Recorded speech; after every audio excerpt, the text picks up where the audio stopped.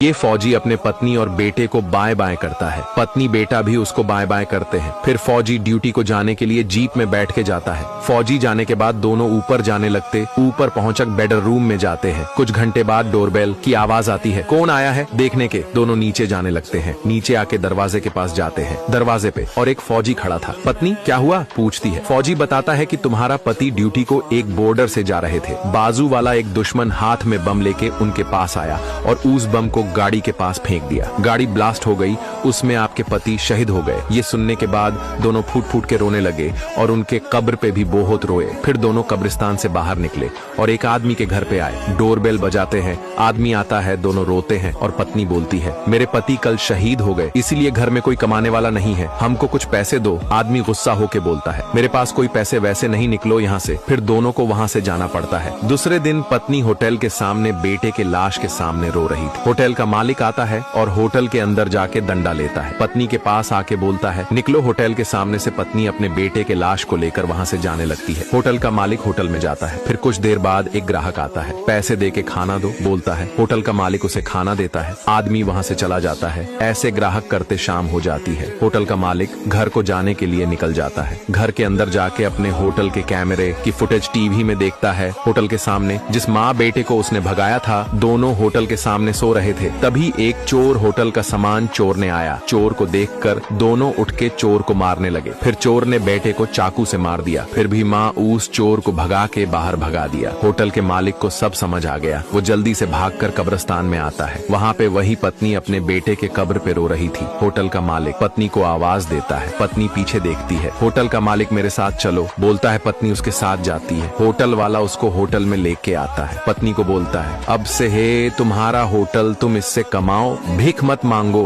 फिर पत्नी अंदर जाती है। फिर होटल के मालिक को धन्यवाद करती है।